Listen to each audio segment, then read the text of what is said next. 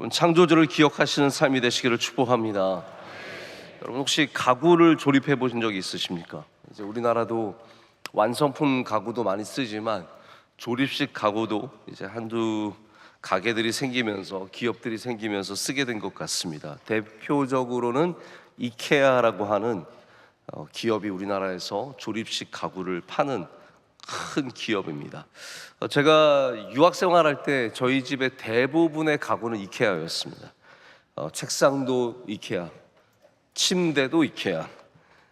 제가 중고로 사거나 아니면 한국에서 가져온 가구가 아니라면 대부분은 이케아에 가서 가구를 사서 직접 조립해서 썼던 것 같습니다.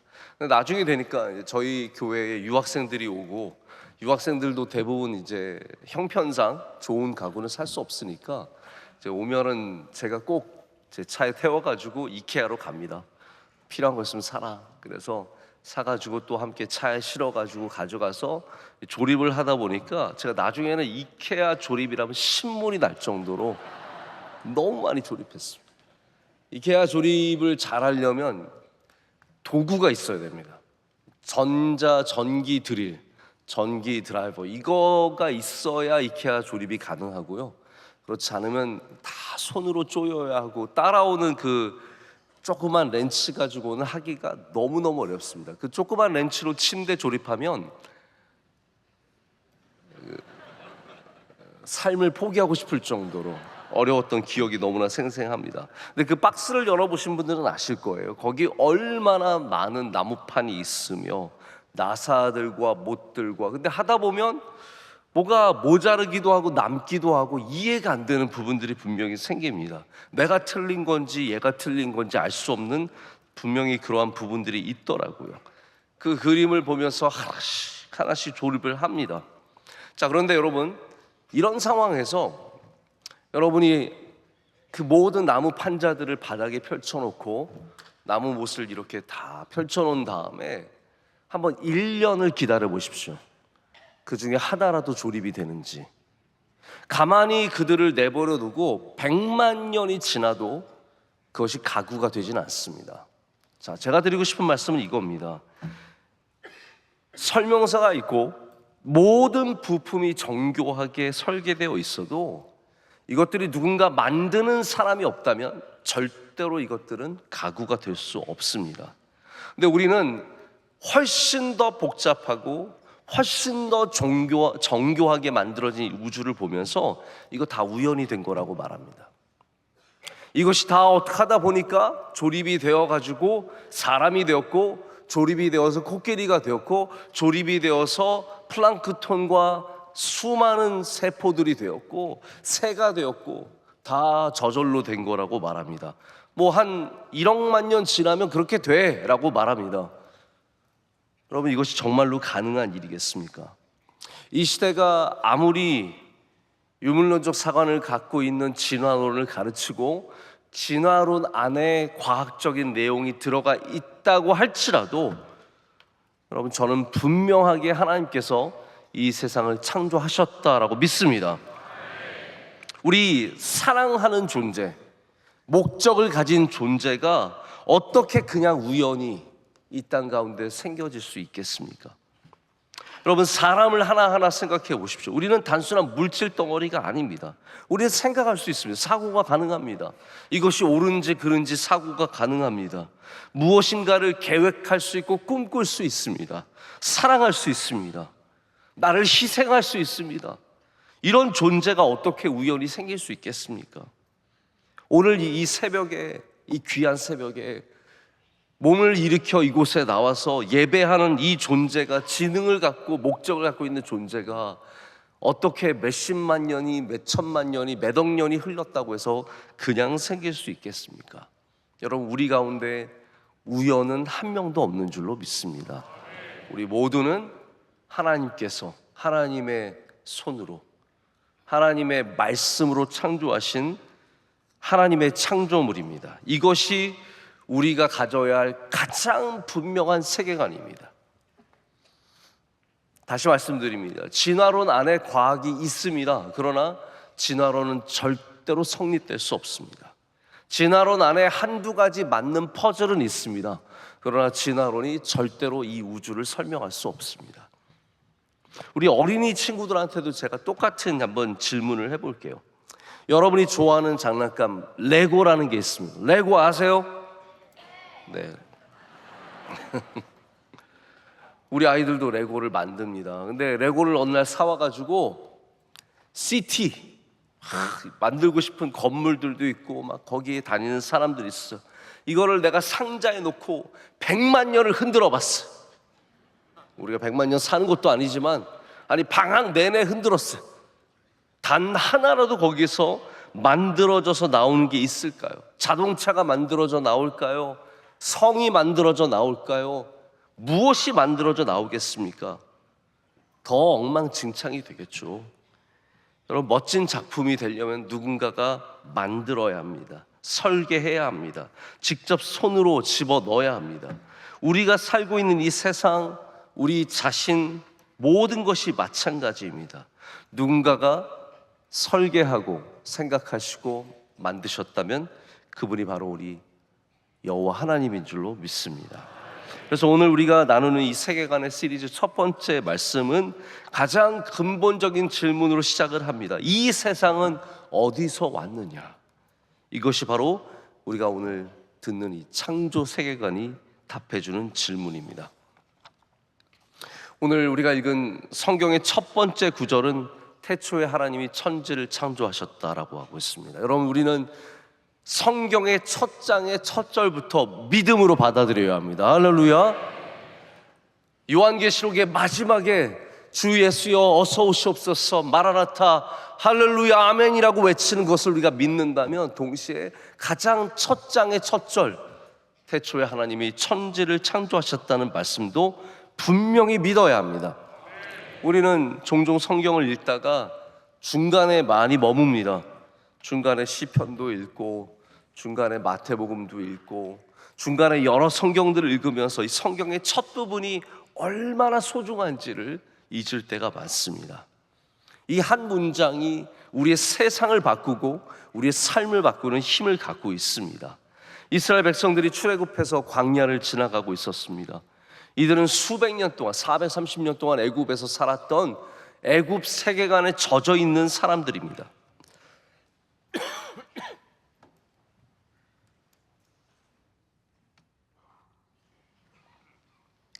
애굽 세계관에서 애굽이 갖고 있는 모든 세계관의 중심은 신들입니다.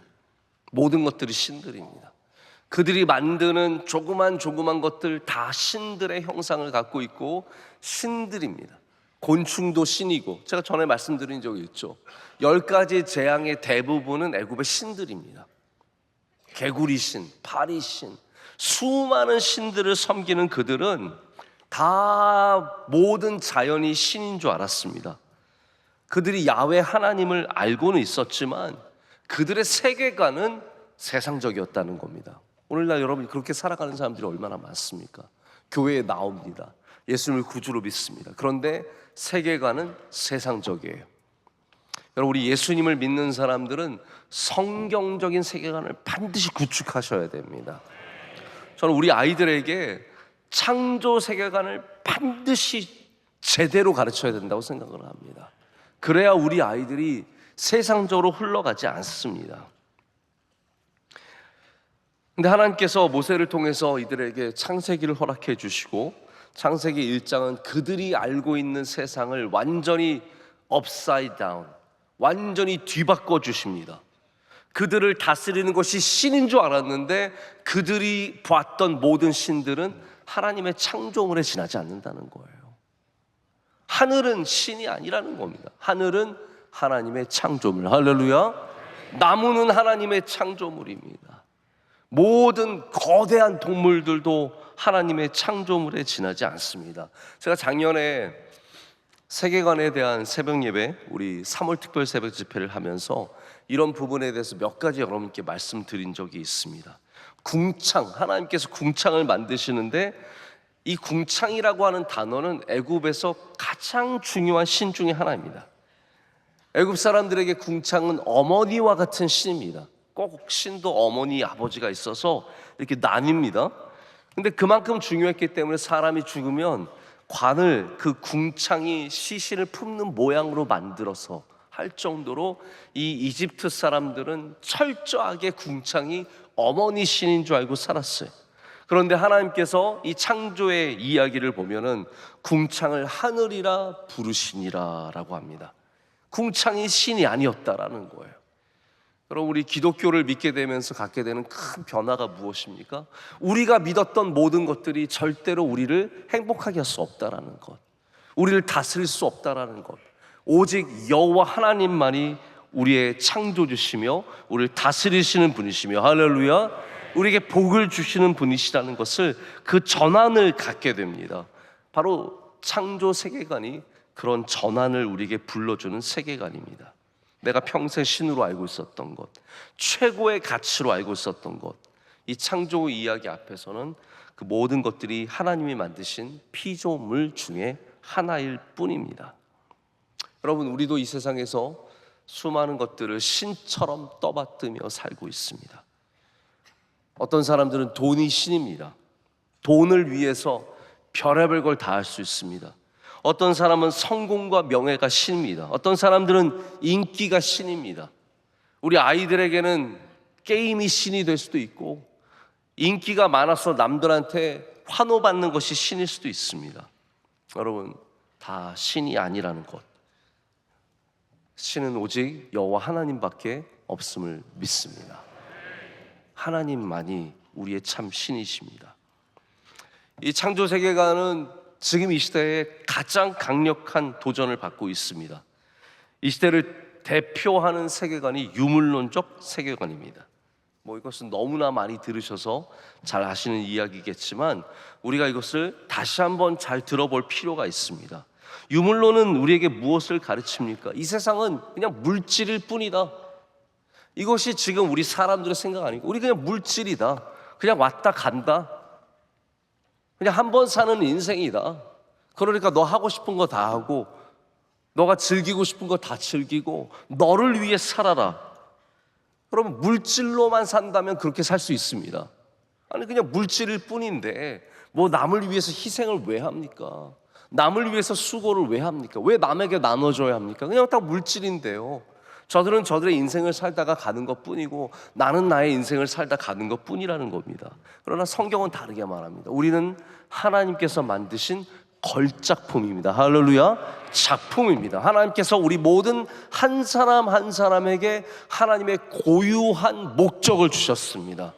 우리를 존귀하게 만드셨습니다. 하나님의 형상을 따라 지으셨습니다.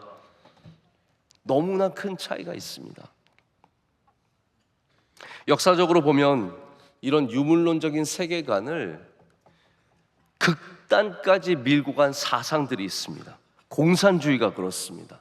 나치즘이 그렇습니다. 파시즘이 그렇습니다.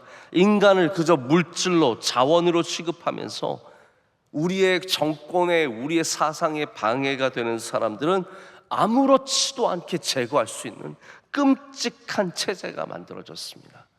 여러분, 저는 한 기독교인으로서, 하나님을 경외하는 사람으로서 북한 정권을 찬양하는 사람들은 죄송하지만 기독교인이 아니라고 생각합니다. 왜냐하면 북한 정권은 자신들의 정권을 지키기 위해서 지금까지 셀 수 없는 사람들을 죽였습니다. 사람들을 물건보다 낮게 취급하는 사상이 공산주의입니다. 제가 혁명을 공부했다고 말씀드리지 않았습니까? 저는 쿠바 혁명을 제대로 공부했습니다.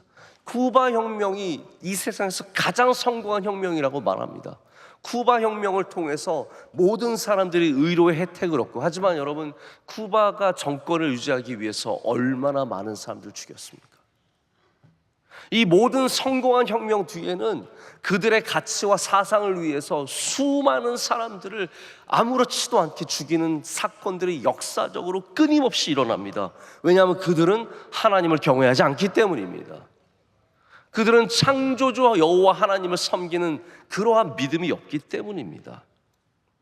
여러분, 우리는 사람이 미워도 동시에 똑같은 어떤 마음을 갖냐면, 저 사람 하나님의 사람이라는 존중감이 있습니다. 사람 미울 수 있죠. 저 사람 나랑 의견이 전혀 안 맞을 수 있고, 저 사람들이 우리 그렇게 공격하고 싫어하는데 우리도 미울 수 있죠. 그러나 동시에 우리는 어떤 마음을 갖습니까? 저 사람들도 하나님께 쓰임받는 사람들일 텐데, 저 사람들도 하나님의 작품인데 라는 생각을 갖지 않습니까? 여러분, 유물론적인 세계관이 아니라 창조주 하나님을 믿는 신앙 가지시길 축복합니다. 다원주의, 다윈주의, 다 이런 모든 것들이 유물론적인 연장선상에 있습니다. 자, 다시 한번 우리 이 진화론을 생각해 보십시오.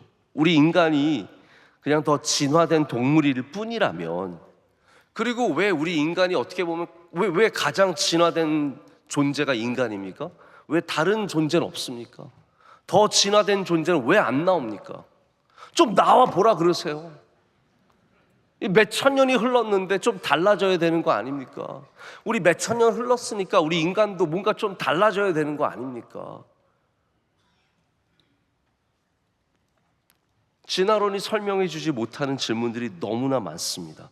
이 아름다운 자연, 생명의 다양함, 욥기의 마지막 부분에 가면 창조주 하나님께서 나오시는데, 창조주 하나님께서 보여주시는 것이 무엇입니까? 이 수많은 생명체의 다양함, 너 이거 이해가 되느냐라는 거예요. 뭐 우리 요즘 말로 말하자면 너 코끼리 이해가 되냐? 너 거북이 이해가 되냐? 왜 거북이는 거북이고 왜 고래는 고래입니까? 묻는 거예요 지금. 아니 이게 어떻게 왜 달라졌냐는 거예요. 왜 독수리는 독수리고 왜 참새는 참새입니까? 왜 참새는 조금씩 변해서 왜 독수리로 변해가지 않습니까? 그렇다면 독수리는 참새보다 더 진화된 존재입니까? 계속 묻는 겁니다. 네. 물론 하나님이 창조하신 후에 생물들이 변형되고 변화될 수 있는 여지는 충분히 있습니다. 그 환경에 맞게 조금씩 바뀌어가는 모습들이 왜 없겠습니까? 예를 들어서 사람도 그렇습니다. 네덜란드 사람들은 남자들이 평균 키가 186이래나 뭐 그렇대요. 그러니까 거기는 우리가 가면 진짜 난쟁입니다. 난쟁이. 다 남자들의 키가, 여자들도 180이 수두룩하고요, 여자들 190이 막 걸어다닙니다. 그런 나라가 네덜란드래요. 근데 네덜란드가 왜 그렇게 됐냐면 그들이 키 큰 사람들을 선호하는 문화를 갖고 있었고, 그렇기 때문에 자꾸 키 큰 사람과 결혼을 하고, 그러니까 이게 계속 또 개발될 수밖에 없었다라는 거예요. 여러분, 그런 부분들은 어느 정도 충분히 이해가 갑니다. 당연한 거죠. 그러나 이렇게 종들이 갈라지고 더 진화된 존재가 있고 뭐 이런 것들은 제가 볼 때는 말이 안 됩니다. 우리 손가락이 여러분 한 7개 정도 있으면 얼마나 편하겠어요. 요즘에 게임하는 아이들 막 피아노 계속 치면은 손가락이 늘어나. 어느 날 봤는데 손가락이 하나 나왔어. 얼마나 좋아요. 그러나 피아노를 만년을 쳐도 손가락이 하나 더 생기는 게 아니라는 겁니다. 진화론은 우리에게 내가 왜 사는지 대답해 주지 못합니다. 우리는 왜 삽니까? 진화론이 한마디도 대답해 줄 수 없습니다. 내가 어디로 가는지, 나의 인생의 목적이 무엇인지, 그런 의미에 대해서 단 한마디도 대답해 줄 수 없습니다. 그저 하는 말이 우리는 DNA를 지키기 위해서, 세포가 세포를 지키기 위해서 그냥 우리의 몸을 지나쳐 갈 뿐이에요. 그런 수많은 새로운 서적들이 나와서 우리를 설명하려고 합니다. 하지만 우리가 봐야 되는 것은 그러한 새로운 서적들이 아니라 창세기 1장 1절 말씀입니다. 태초에 하나님이 천지를 창조하시니라. 사람들이 저를 무식하다고 해도 저는 괜찮습니다. 저 사람 뭘 몰라서 저러는 거야. 똑똑한 하버드 나온 사람들이 예수님 믿는다고 하면서 그래도 창조론은 아니야, 나는 과학자니까 진화론이야, 저는 굉장히 모순된다고 생각합니다. 그분은 하나님을 제대로 믿는 게 아닙니다. 어떠한 막연한 존재를 믿고 있을 뿐이죠. 이번 여러분, 어제 참 좋은 일이 있었습니다.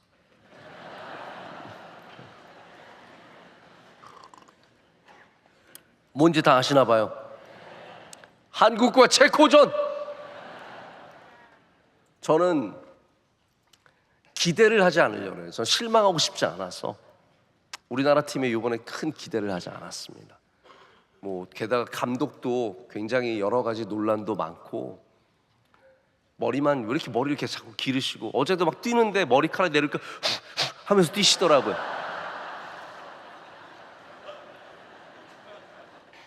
그냥 이렇게 삥 꽂고 뛰셨으면 좋겠어요. 저는 여러 가지 이제 이런 일들이 있으니까 정말 제가 처음에 한 골 먹었을 때 아이고 2대0으로만 치지 말자, 비기기만 해도 너무 감사됐는데 우리나라가 이겼습니다. 정말 얼마나 감사하고, 하나님 감사합니다. 저는 못 봤는데 후반전 들어갈 때 막 우리 선수들이 기도하고 그랬대요. 기도하는 선수들이 그렇게 많다 그러더라고요. 우리가 그래도 실력은 실력이지만 어쨌든 저는 참 우리나라 선수들 이뻐요. 얼마나 이쁘고 기특하고, 그 고생이, 여러분 생각해 보세요. 그 고산지대에서 막 90분을 뛴다고 생각, 그거 진짜 힘듭니다. 저도 축구 이렇게 뛰어보면 공이 있고 막 뛰어가야 하는데 마음만 거기 가 있어요. 이게 발이 잘 움직이지 않습니다. 근데 그 선수들이 정말 끝까지 뛰는 모습 보면서 참 기특하고, 근데 이번에 월드컵 공식 주제곡에 또 우리나라 여자가 나와서 노래를 부릅니다. 또 일어나 하면서 막 한글로 나와요. 한글로. 처음에 그 데몬 헌터스 했던 그 자매가 나와가지고 막 또 일어나 우리에게 이러면서 불러요. 너무너무 잘 불러요. 근데 그 노래의 핵심이 뭐냐면 It's in our DNA. It's in our DNA. 부첼리는 보이지 않으시는 분이 또 It's in our DNA. It's in our DNA. 축구는 우리 DNA에 있어. 무슨 DNA에 축구가 있어요? DNA에 축구 없어요. 우리는 창조주 하나님, 할렐루야. DNA가 하나님의 창조물이지 DNA가 우리를 이끌어가는 지능이 아니라는 겁니다. 하나님께서 뜻을 가지시고 우리는 만드신 존귀한 존재인 줄로 믿습니다. 그래서 우리 안에 물질만 있는 것이 아니라 하나님과 교제하는 영혼이 있습니다. 그래서 절대로 우리는 그 하나님과의 교제를 떠나면 우리의 영혼은 채워지지 않습니다. 이게 바로 DNA, 이게 디자인이에요. 하나님의 디자인은 무엇이냐면 우리 안에 영혼을 불어 넣으셔서 하나님과의 교제 없이는 살아갈 수 없는 존재로 만드셨다는 겁니다. 그래서 우리의 가치는 우리가 얼마나 인기가 많은지, 얼마나 많은 사람에게 인정받았는지, 단순히 얼마나 많은 돈을 갖고 있는지로 정해지지 않습니다. 다시 말해서 수평적인 관계로 우리의 존재가 정해지는 것이 아니라 우리를 만드신 하나님과 수직적인 관계 속에서 우리가 존재하고 우리의 가치가 정해지는 줄로 믿습니다. 이 세계관은 우리의 삶을 바꿉니다. 우리 생각을 바꿉니다. 세계관이 머릿속의 생각만이 아니라 우리의 모든 것들을 바꾸는 힘을 갖고 있습니다. 어떤 사람은 어떤 일을 만나면 나는 왜 이렇게 운이 없을까? 왜냐하면 그 사람은 그냥 유물론적 사고관이에요. 우린 물질이에요. 세상에 일어나는 모든 일들은 그냥 우연일 뿐이에요. 그러니까 나는 그냥 운이 없는 거예요. 우리는 그렇지 않습니다. 하나님께서 이 사람을 나에게, 힘들지만 나에게 보내주셨구나. 다윗이 사울을 만났을 때 그냥 운이 없었다고 하지 않았습니다. 하나님께서 사울을 보내주신 것이고 다윗은 사울을 통해서 더 강한 하나님의 종으로 성장할 수 있었습니다. 상황은 똑같습니다. 하지만 우리의 보는 눈이 달라지면 우리의 해석이 달라지고 우리의 삶이 달라질 수밖에 없습니다. 우리 어린 자녀들 이 세상을 살아가면서 앞으로 별의별 일들을 당하게 됩니다. 그럴 때마다 우리가 기억해야 할 것은 우리는 하나님의 손 안에 있다라는 것을, 우리는 하나님의 창조물이라는 것은 그냥 이 세상에 우연은 없고 하나님의 뜻 안에 있다는 것을 우리 자녀들이 반드시 믿어야 할 줄로 믿습니다. 그래서 창조 세계관을 가진 사람은 절대로 무너지지 않습니다. 어떤 유명한 경제 유튜버가 교회에 다니는 사람들의 특징이라고 하면서, 이분이 교회를 다니면서 사람들을 돌아보니까 교인들은 이런 특징을 갖고 있구나. 그 중에 하나가 뭐냐면, 교인들은, 크리스찬들은 어려운 일을 만나도 무너지지 않는다라고 말해요. 이게 우리의 종특이에요. 우리 그리스도인들은 어려운 일을 만나도 절대로 무너지지 않습니다. 파선을 당하고 강도를 만나고 40에 하나 감한매를 맞고 돌에 맞고 별의별 일을 당하지만 우리는 반드시 그리스도의 힘으로 일어설 줄로 믿습니다. 왜냐하면 우리는 우리를 만드신 하나님을 기억하고 있기 때문에, 우리가 우연이 아니기 때문에 그런 믿음으로 살아가게 되는 겁니다.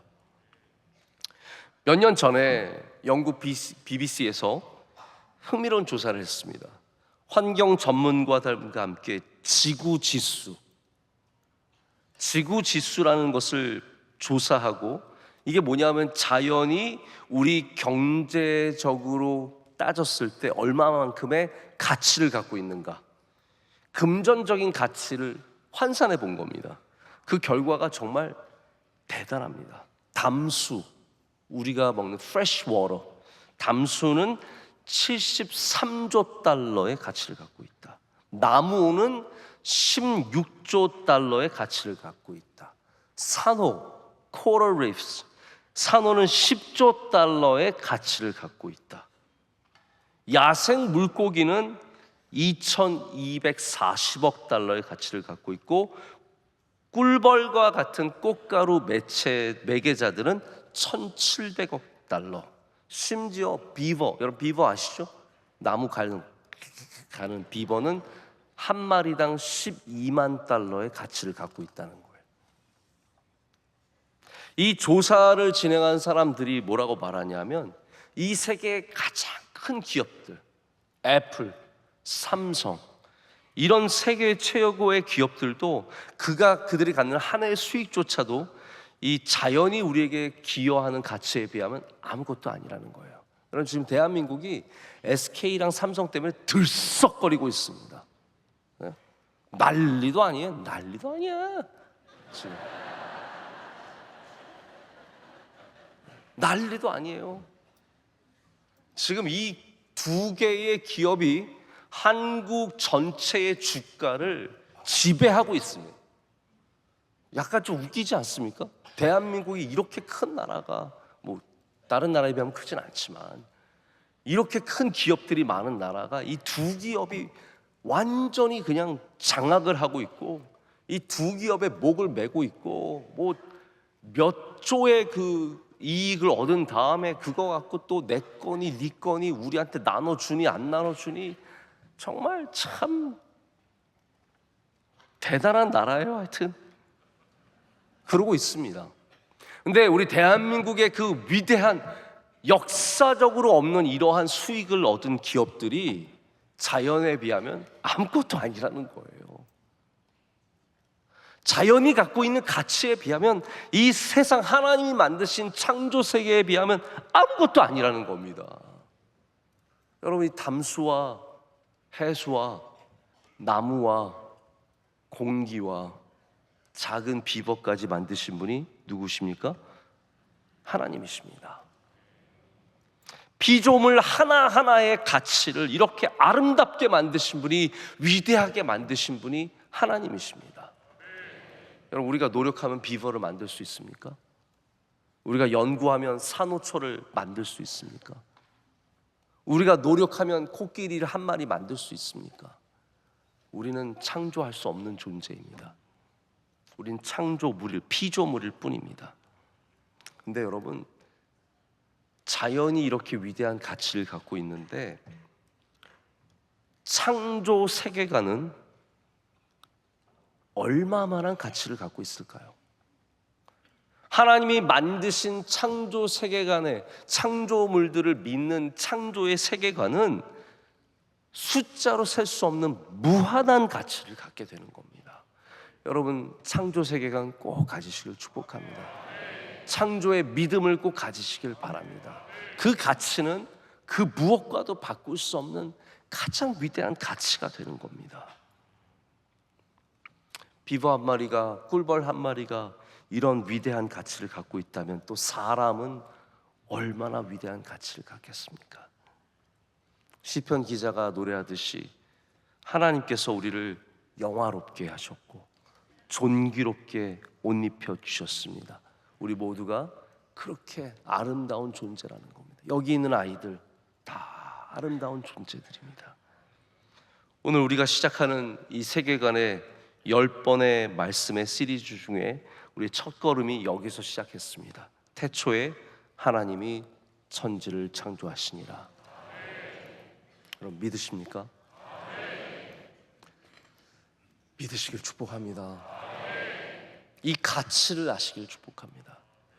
이것이 얼마나 위대한 가치를 갖고 있는지, 이 한 문장을 믿고 있는 사람의 삶이 세상의 사람과 얼마나 다를 수 있는지, 우리가 세상을 바라보는 눈이 어떻게 달라지는지, 우리에게 일어나는 사건들을 바라보는 눈이 어떻게 달라지는지, 내 주변 나의 존재와 자연을 보는 눈이 어떻게 바뀌는지, 여러분 이 창조의 세계관으로 시작되는 겁니다. 이번 한 주 여러분이 만나는 사람들, 여러분이 마주치는 자연, 그 나무 한 그루 한 그루, 여러분을 바라볼 때 우리가 이것을 그냥 세계가 저절로 생겼기 때문에 우연히 생겨난 산물로 바라볼지, 아니면 하나님의 창조물로 바라보고 있는지, 그런 질문을 하면서 주님이 만드신 아름다운 세상 속에서 여러분의 삶도 아름답게 사라지시기를 축복합니다. 어려운 일을 만날 때도 반드시 하나님께서 우리를 인도하고 계심을 믿으시고, 내 삶의 가치가 느껴지지 않을 때에도 하나님께서 우리 모든 한 사람 한 사람에게 목적과 뜻을 갖고 계심을 분명하게 믿으면서 여러분 그렇게 믿음으로 살아가실 때 여러분의 세상이 하나님이 만드신 아름다운 세상으로 변해갈 줄로 믿습니다.